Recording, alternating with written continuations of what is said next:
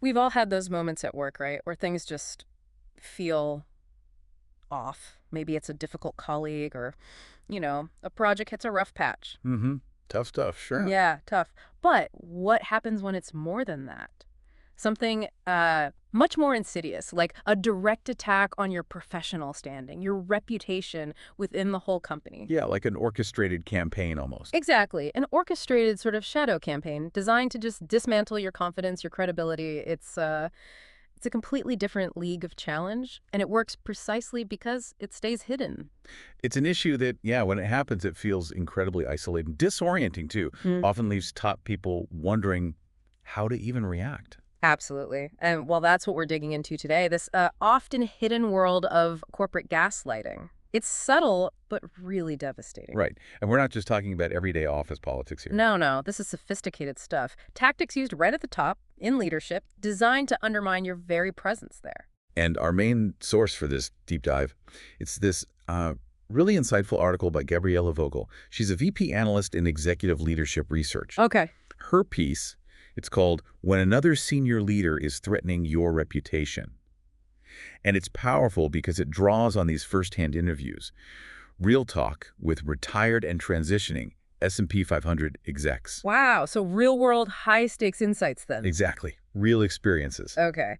So our mission today is pretty clear. We want to unpack these different kinds of adversarial behaviors you might run into, Mm-hmm. expose the hidden danger of this corporate gaslighting thing, and crucially, equip you with actual strategies, concrete things you can do to protect your reputation, your career, if you face this. Think of it as a shortcut, really, a guide to understanding this critical dynamic in the C-suite.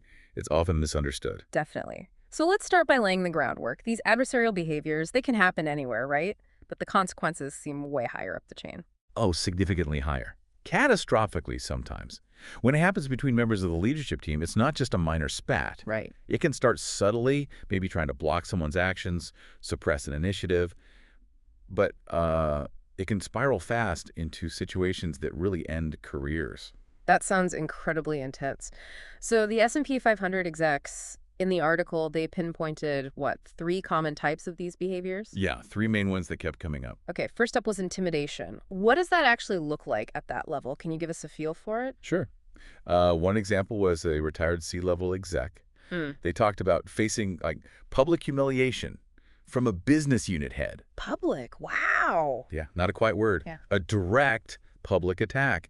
And it was because they were pushing corporate initiatives that, well, negatively impacted that specific unit. It was a power play, a very visible attempt to undermine their authority. Okay, a direct public attack. That is brutal, especially at sea level. Really shows the stakes.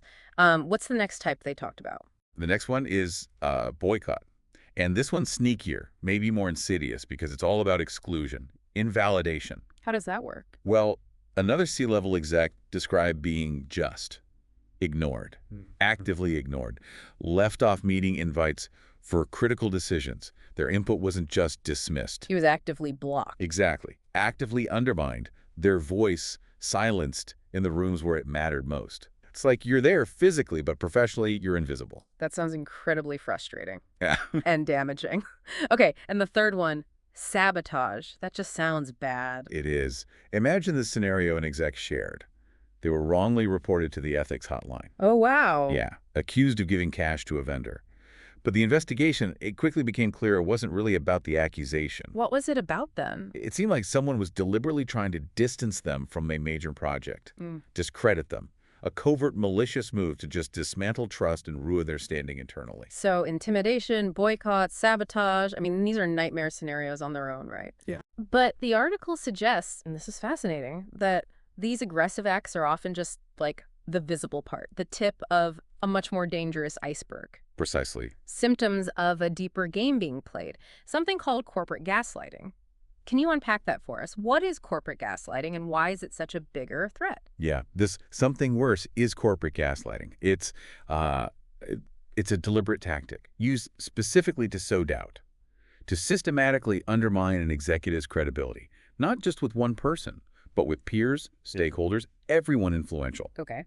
And what's critical to grasp is that it often masks or even enables those other adversarial behaviors we just discussed, the intimidation, the boycotts. It makes the target feel more and more isolated, unsure of what's actually going on. Right. So when we hear gaslighting, most people think of someone making you doubt your own sanity, your reality. Is that it? Or is corporate gaslighting different? That's a really important distinction and a great question. Traditional gaslighting, yeah, it targets the individual's perception of reality, makes them question themselves. Corporate gaslighting, it's broader, much broader. The aim isn't just to make you confused, it's about creating a negative narrative, systematically, to convince the whole organization or your team or key power brokers to doubt your performance, your competence, your very role there. So it's about turning everyone else against you based on a false story. Exactly. The goal isn't just self-doubt for you. It's dismantling your reputation in everyone else's eyes, making your position basically untenable. That sounds incredibly manipulative. The people doing this must be like masters of office politics. Oh, they often are. Very skilled. The perpetrator's usually great at deflecting any direct confrontation. They distort things, downplay how bad their actions are. Right. And they're masters at flipping the script, shifting the victim-offender dynamic. So the target suddenly looks like they're the problem, scapegoating essentially. And they use their influence. Absolutely. They leverage political clout for self-preservation, making sure they look completely blameless. Yeah. And it's so insidious because it happens in stages, incrementally. So you might not even realize it's happening. Exactly. Victims often don't realize the full extent until that negative narrative is really baked in. They feel the effects, sure. They sense something's deeply wrong, but they can't quite grasp the coordinated nature of the attack. Wow. Okay, so if you find yourself in this situation, if you sense this campaign starting, this shift around you, what can you actually do? It sounds so subtle, so devastating. Well, one thing the research makes crystal clear, doing nothing. That's not an option. It just lets the situation fester and grow. Okay, so action is required. What kind? The article highlights 3 specific, successful actions that executives who were targeted used. The first one is critical. Focus on the right problem. The right problem. That sounds maybe counterintuitive. If someone's publicly attacking you or sabotaging your project, isn't that the problem? It feels like it, right? But it's often not the root cause, and that's why this is so powerful. Victims get bogged down fighting the visible behavior, the intimidation, the sabotage. They get stuck in the weeds defending against those acts. The smoke, as the article puts it. Exactly, the smoke. And they completely miss the real fire, that underlying negative narrative that's taking root and doing the actual long-term damage to their career. Ah, okay. There's a great quote from a CIO, S&P 500 tech company. He said, and this really captures it, "I was so stuck in the adversarial behavior that I missed how the negative narrative around me was taking me down. I could feel it, but I could not grasp it." Wow. Could feel it, but could not grasp it. That perfectly described that insidious feeling. So the behavior is the symptom, the narrative is the disease. You got it. That's the core insight. So what are the smoke signals then? What should you be looking for to spot this narrative taking hold? You need to look for patterns. Consistent behavior over time, not just one-offs. Subtle shifts, maybe big shifts in how people perceive you, how they interact with you. And tangible damage to your reputation. Is your influence waning? Are you being left out? If you see that smoke, there's likely a fire of the negative narrative. And that's the real issue to tackle. The execs suggested asking yourself some key questions. Is this behavior consistent? Does it happen repeatedly in similar situations? Okay. What are neutral third parties saying? Is there a consensus that this is deliberate? And crucially, what's the perpetrator's track record? Have they done this before? Any past reports or discipline? That's a really practical checklist. See the pattern, not just the incident. Okay, so step 1, identify the real problem, the negative narrative. What's the next move? Because like you said, reacting impulsively probably isn't smart here. You've hit on a key point. The second action is about responding strategically. And this is crucial.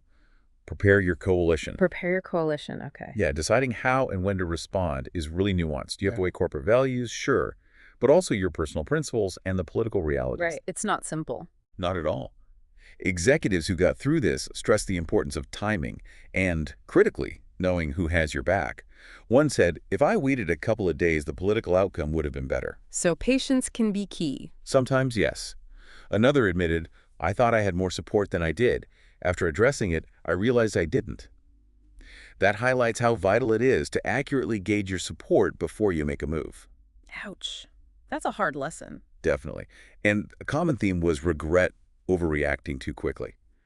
Reacting so quickly was a mistake on my part, one leader said very candidly. So it's not just what you do, but when and with whom. It sounds like a game of high-stakes chess. It really is. Your values give you the why, the rationale for acting. But just charging ahead based on values alone, that can backfire spectacularly in these political situations. So what do you do instead? You need to test the waters. Build a strong coalition of allies first. And until that coalition is solid, you might need to buy yourself some time. Play defense strategically. How do you build that coalition effectively, especially when things feel precarious? The execs shared some specific tactics. Hold private conversations one-on-one, maybe small groups with people you trust, your potential allies. Discuss your perspective, get their feedback on the narrative and how to respond. Okay, gather intel quietly. Exactly. Talk through hypotheticals with trusted mentors. What if I did this? What are the political risks here? Get advice before you act. And actively work on the positive side. Ask your allies to subtly highlight your strengths, your positive contributions. Secure small, visible endorsements or wins within the company. Build that counter-narrative quietly in the background. Right, so focus on the narrative, build your support strategically. Yeah. Okay, what's the final piece, the actual counterattack against the negative story? The third action, and this is really the only truly productive way to fight corporate gaslighting. Develop a positive counter-narrative. Okay, a counter-narrative. But not just fluff. It has to be grounded in concrete facts and figures, hard evidence. And you need to leverage it strategically, up, down, across the organization, with your boss, your team, your peers. So arm yourself with facts. Yes. And it involves learning how to preemptively script a response, a diplomatic deflection based on facts, ready for when that negative narrative surfaces. That sounds like a really powerful skill. Can you give us an example maybe from one of the executives in the article? How does that deflection work? Absolutely. There's a brilliant example from a CTO, global S&P 500 tech company. Mm-hmm. He was battling this persistent narrative that he just couldn't handle C-suite pressure. Okay, a common kind of attack. Right. So he developed this 5-step process for diplomatic deflection. It's really effective. It shifts focus from the bogus concern to his actual results. Let's hear it. Okay, so first he acknowledged the concern.